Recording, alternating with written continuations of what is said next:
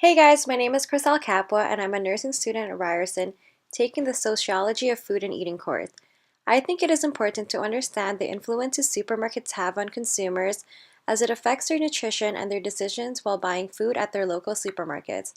I just read the Supermarket Tour book by OPIRG, Peterborough Publications. By reading the book, I've learned that consumers like myself are being manipulated the moment they set foot into a grocery store. It was interesting reading and learning about the different tactics supermarkets use to maximize their profit and encourage the sales of certain items. I will be taking you along with me to do a supermarket tour at a nearby metro. This tour will utilize the OPIRG Supermarket Tour book as a guide to examine Metro and the different tactics they use to manipulate each consumer that walks into the store.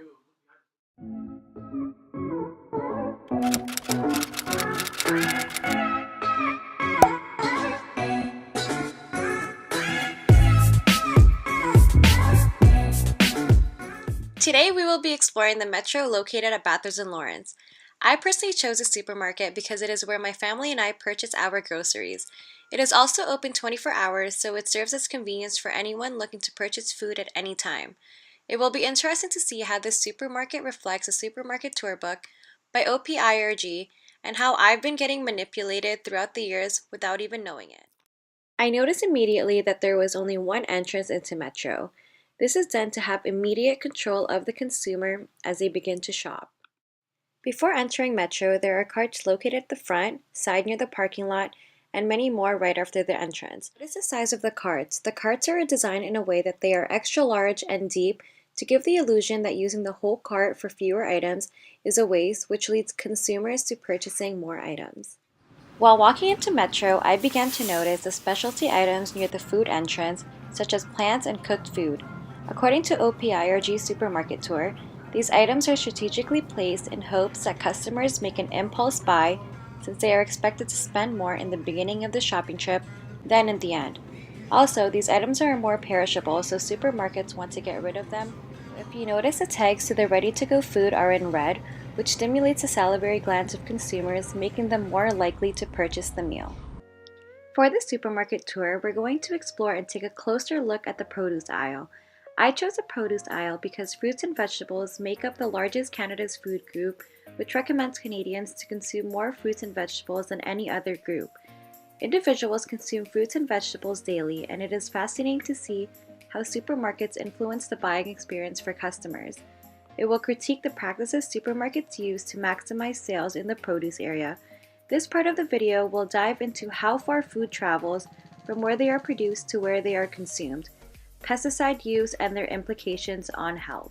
At first glance, the produce section looks very aesthetically pleasing. The shelves are full and very colorful. The fruits are arranged in a uniform order, with most taking the shape of a pyramid. Cool tones such as green avocados are placed between colors that activate the salivary glands such as red, orange, and yellow. This isn't due to coincidence. Rather, they are placed to attract customers, which consequently encourages them to buy more.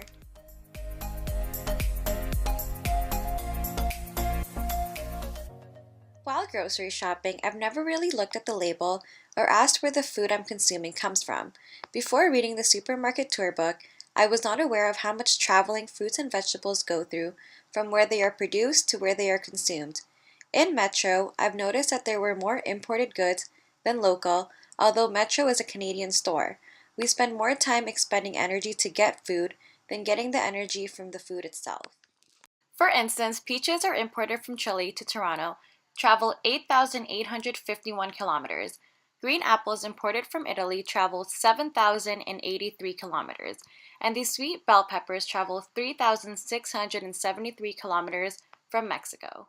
According to OPIRG Supermarket Tour, the average North American meal is said to travel approximately 2,400 kilometers from where they are produced to the table.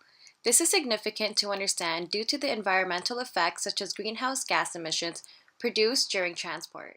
Peaches, apples, and sweet bell peppers were chosen because, according to the supermarket tour text, these items are ranked the 3 most contaminated foods. I've also noticed the inconsistent labels that are deceiving to consumers who do not read the label on the fruits themselves. Above the blueberries and raspberries, it has the label "Good Things Grow in Ontario" written above them. However, if you take a closer look at the label, you can see that the raspberries are imported from Mexico and the blueberries are imported from Chile.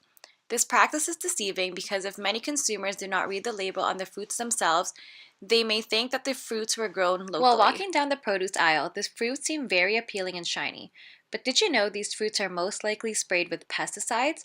Supermarkets like Metro go to great lengths to ensure that their produce appear fresh and appealing. Why should pesticides be a concern?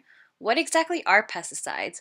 Pesticides are used to kill unwanted insects, plants, fungi, and rodents. They are man-made and have toxic health effects on humans, as well as environmental effects. However, they are used to improve the appearance of fruits and vegetables while protecting it from spoiling, bruising, or having imperfections. I have prepared an organic apple and the apple that is sprayed with pesticides. The apple on the left was sprayed with pesticides.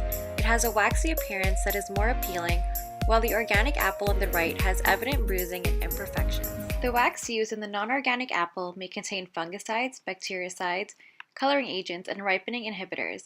Waxes may also accumulate inside our bodies over time.